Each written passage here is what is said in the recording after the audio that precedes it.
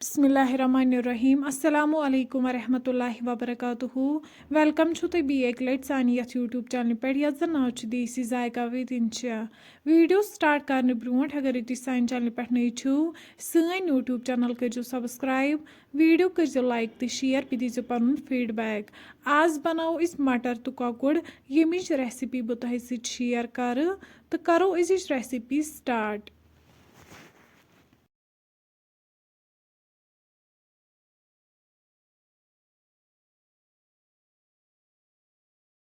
Recipe खतर कढ़ाई निमज अत मज त्रो वन तेल गर्म गसित त्रो वन अत मज कोकुड़ गोडनेथ साफ कर थोमुत तह करहोन असल पे फ्राई।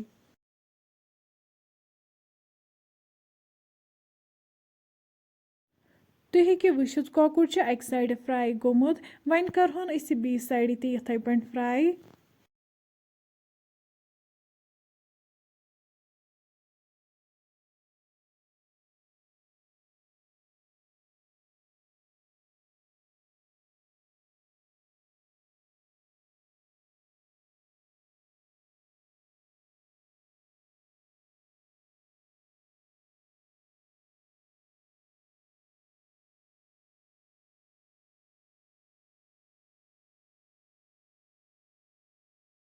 कोकुड़ गो यन फ्राई अम पत कड़ो वन अकिस प्लेटस मज नबर।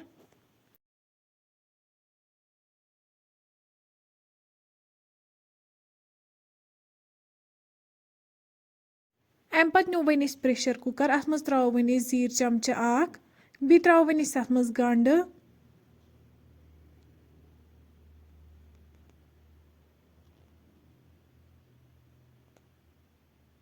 वन त्रो यन रुहन यथ लकट लकट पीसेस थमित बनत गंड तो रुहन करहोन असल पे फ्राई। अम पत त्रो वन अत मज मटर बी त्रो वन अत मज नून चमचे मटर वन तीस कालस फ्राई कर यीस कालस यम तेल वापस दिन।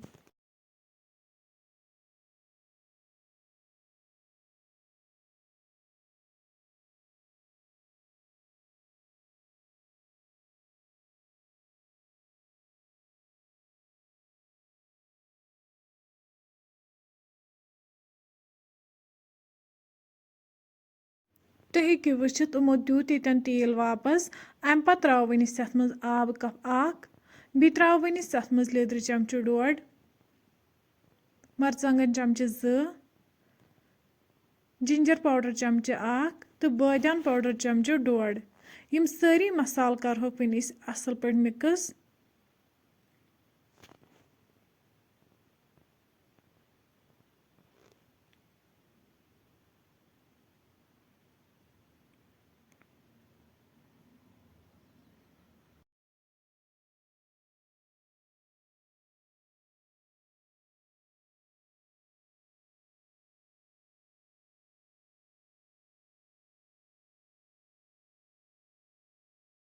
अम पत त्रो वन अत मज कोकुड़ फ्राई कर थोमुत कोकुड़ रलाओ वन मटरन सत असल पे।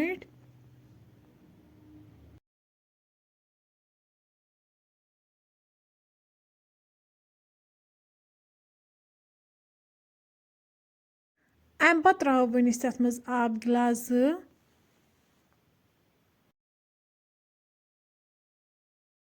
लास्टस पे त्रो वन अत मज नून रलाओ वन कोकड़स तो मटरन सत असल पे।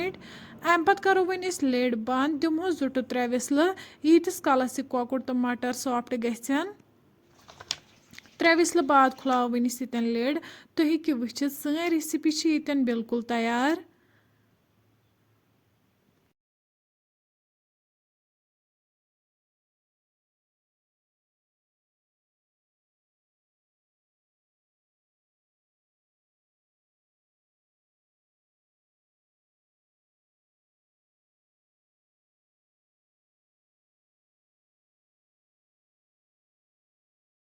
वन करो गर्मा गर्म सर्व बतस फ्रेंड्स अगर तुम सोन अजुक वीडियो पसंद आमुत सन यूट्यूब चैनल करो सब्सक्राइब वीडियो करो लाइक तो शेयर पे दीजो पन फीडबैक। अल्लाह हाफिज।